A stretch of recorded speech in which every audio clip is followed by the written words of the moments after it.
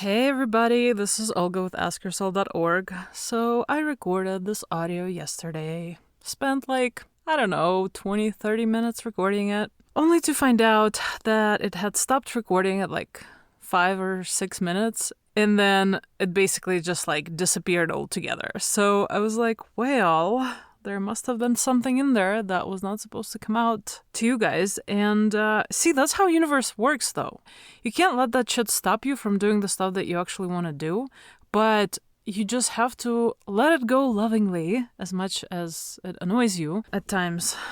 Trusting that if it was meant to be, it would have gotten out there. And it's still getting out there, just in a different form. So I'm just going to assume that this is the audio that I need to put out there instead of the one from yesterday. And let's just hope this one records, because I can only be all enlightened and smart about this shit so much, before I start getting really pissed off. Because I still am human. I know this might come as a shock, but I am. Anyways, without further ado, I wanted to touch on an interesting subject today, because I know that a lot of people are using conscious manifesting in order to manifest a specific person or a relationship that they really desire. And I was just really curious to see what Neville had to say about this. And what's interesting is that I found kind of two conflicting messages that he gave in his lectures. And unfortunately, I don't know the years when these two lectures were given and which one came first. But I feel like the important thing is the message itself. So I'm just gonna read you a little excerpt from each of those two lectures so that you see what I'm talking about. Because I actually recorded a video about this topic too a while back, but then I ended up never posting it because after I recorded it, I also realized that Neville kind of contradicted himself. So I just want to give you the fullest information that I have found on this. Okay, so here we go. Here is what Neville said about manifesting marriage from a lecture called Power. Always go to the end. Dwell in the end and you will hurt no one. But if you try to devise the means, you are, messing the whole thing up. I have had people say to me, I want that man and no other man.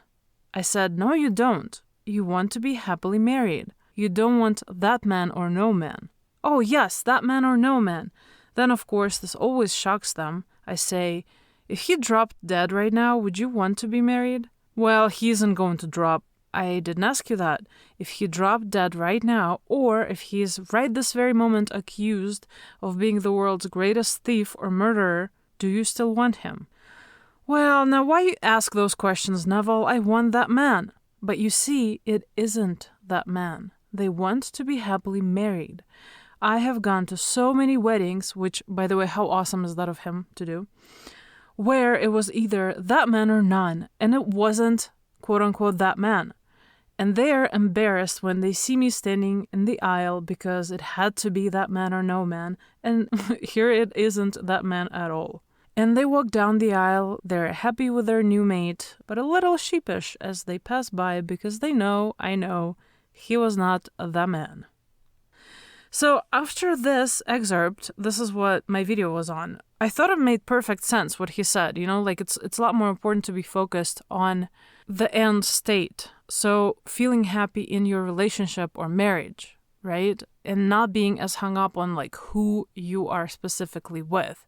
So not being as hung up on a specific person necessarily, because what if they're not for your highest good? And another thing about specific people is that if there is a lot of history there and a lot of it is negative, it's a lot harder to let it go and to manifest a completely new version of the same person than it would be to just manifest a new person altogether that you don't have those same expectations from. That's what it just made sense to me back then, right? When I was recording the video.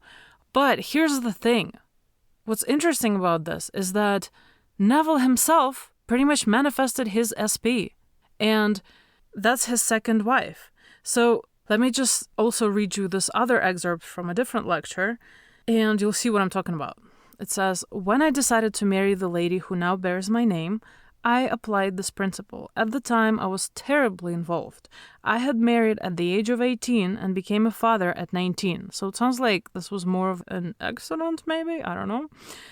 We separated that year, but I never sought a divorce. Therefore, Which, by the way, is very interesting to me because I wonder if back then it was just a lot more difficult to get a divorce, or, there was a lot more stigma attached to it. I'm not sure why it had taken them so many years. But anyway, so he says, therefore, my separation was not legal in the state of New York. 16 years later, when I fell in love and wanted to marry my present wife, I decided to sleep as though we were married. While sleeping physically in my hotel room, I slept imaginatively in an apartment, she in one bed and I in the other, because that's how conservative they were back then. My dancing partner did not want me to marry, so she told my wife that I would be seeking a divorce and to make herself scarce. What a bitch, right? Which she did, taking up residence in another state. But I persisted. Night after night, I slept in the assumption that I was happily married to the girl I love. So if that's not manifesting an SP, I don't know what is. And then he goes into this whole story how he was randomly called to come into court, and he almost disregarded that request because it just seemed like a scam of some sort.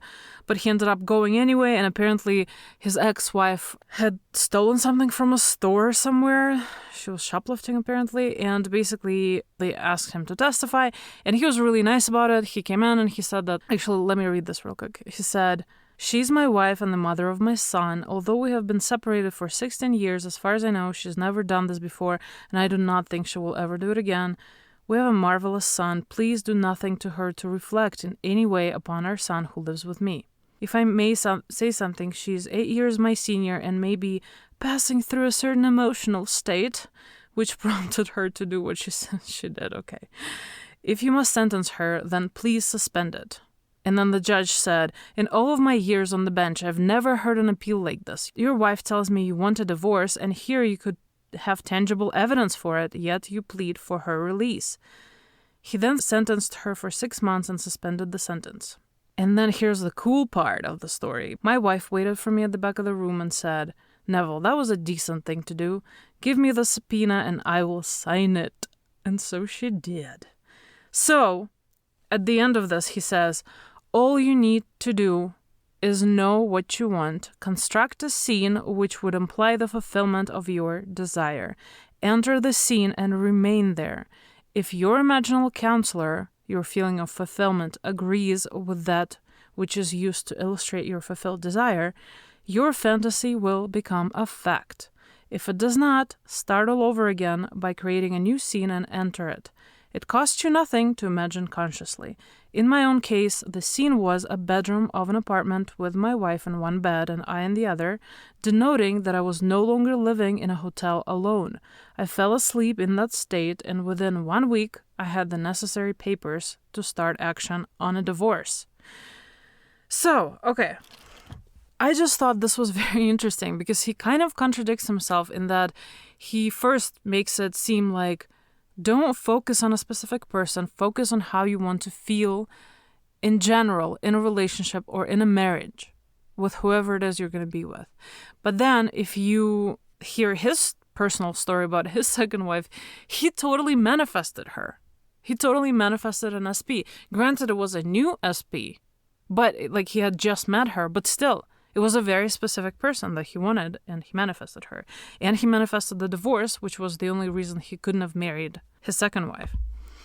So I feel like the bottom line in all of this is that you have to do what feels right to you, because if you truly feel deep inside that this specific person would be perfect for you, if you can let go of any and all reasons why it didn't work out in the first place, or maybe you've just met them and you're just like, where's this going? Then, yeah, you can totally manifest this. You can totally manifest a beautiful, happy relationship with them. And it primarily depends on your self-concept, as it always does, right?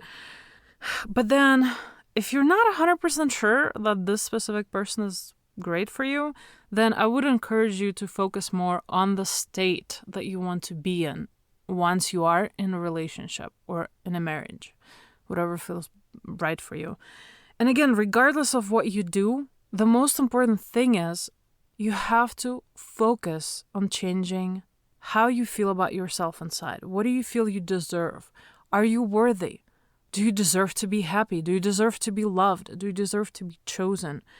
If there's any doubt, then I would highly, highly, highly encourage you to listen to affirmation audios at night. And I have a few available. I'm going to link them below.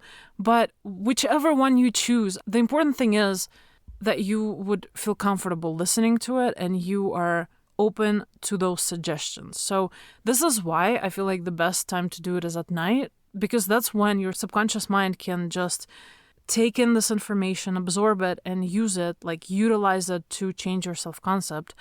Versus when you're listening to it during the day and paying attention to it, then of course your conscious mind is inevitably gonna try to argue out of it or prove to you that no, well, this is impossible, or like, come on, that's not true, this is silly. Yada, yada, yada. You don't want any of that noise, okay? Because if you're trying to change your self-concept, and this is literally the number one thing that has to happen before you can truly manifest anything with ease and long-term, because you could still manifest shit that you wanted, but like, for example, you can attract some money into your life and you're like, oh, cool, I manifested money. And then you just lose it all real fast, just as fast. And that's because your self-concept fundamentally had not changed. You know what I mean? So it's like you did half of this job, and this is why it didn't manifest exactly as you were hoping it would. This is why I really want to emphasize this. If you don't know where to start with manifestation, this is where you start. Just trust me on this. Because first of all, you can totally get like a ton of affirmations for free on YouTube. Secondly, and just make sure they're I am affirmations and that they address different aspects of your self-concept. Secondly, you literally just turn it on at night. You don't have to do anything. You turn it on and you sleep with it in your headphones, preferably. And that's it. Just keep doing it for as long as you want to, at least 3-4 weeks. And I would just encourage you to keep doing it for, forever. Because it never hurts to get these positive affirmations into your mind.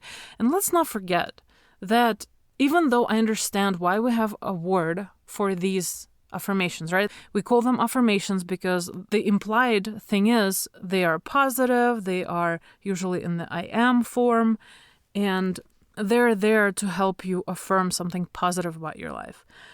But let's not forget that all of our thoughts are affirmations. They're just not positive, most of them, usually. Because if during the day, let's say you have, there's conflicting information, but I heard it's anywhere from like 19,000 to like 60,000 thoughts a day. I mean, it's really hard to tell, obviously. But regardless, it's thousands of thoughts a day. And if most of them are negative, the thing is that like a lot of them we don't even consciously recognize as negative or at all. It's just something that it's so fast sometimes that when I catch myself thinking about negative shit, I'm like, what the heck? Where did this even come from? And nowadays I try to be like very self-aware about that stuff, and immediately if it's something that I don't want, I tell myself cancel. I do not want this. But I'm sure there's a lot that just seeps through just out of inertia, just out of habit. So this is why all we're doing is we're changing our method of thinking, our way of thinking to a more positive one. And also we are addressing those deep-seated beliefs about ourselves. Because under every one of those thoughts, there is a belief that we have carried with us through our life. It's, usually something from our childhood. Who knows, maybe even a past life or thousands of them. Who knows? Maybe it's ancestral. Like, again, we'll never truly know unless you do ayahuasca, maybe. I don't know. I'm not saying you should, but just throwing it out there. But the bottom line is we have those deep-seated beliefs that are preventing us from manifesting the shit that we want. And wouldn't you want to change that? So this is why I say it's very important to start with that, because everything else, like for example, scripting, imagining the scene is definitely really important. That's something that you should always be doing as well if you can.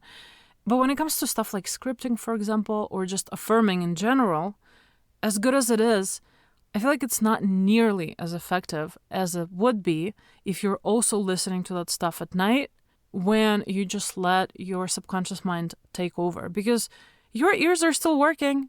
this information is still getting in. You know, this is why, like, you have to be very careful about the environment where you sleep too. For example, if you leave a TV on, all that stuff is like still getting into your head, whether you realize it or not, which you probably don't. Yeah, so again, I just want to encourage you to start off with those affirmation audios at night and keep reaffirming during the day whatever the heck you want in your life, whether it's an SP or money or something else. And of course, your mental diet is inevitably important. Just, noticing stuff that you actually want in your life versus paying attention to all the opposite information from your surroundings, which is something, like, most of it is something that we have manifested from the past. You know what I mean? It's just like it's still lingering because there's a little bit of a time lag between the old manifestation and the new. But it's very, very important to persist. And this is, even he, like in this lecture, he also mentioned this, and he does that a lot, actually. He mentions persistence a lot because it is important. It's a very important part of the puzzle. It's like a discipline, It's not as magical as it seems, which, I don't know. We don't really know how this universe truly operates. In all honesty, we don't. So maybe we make it seem like it's magical, but it's really not. But the bottom line is that, as magical as it might seem to most people, it's possible. As long as you are persistent, as long as you're focused, especially in the beginning, you have to be super persistent, because eventually what happens is, if you are persistent long enough, those affirmations, the positive ones, become your thoughts, most of them, right? Which is awesome. This is what we want. And this is when your overall state of being changes too into a more positive one, and into one where you are starting to more easily attract everything that you want. So once you're in that state, depending on how long it takes you, then manifesting becomes a ton easier and a lot faster. So there is hope at the end of this tunnel, you guys, and I just want to remind you of that.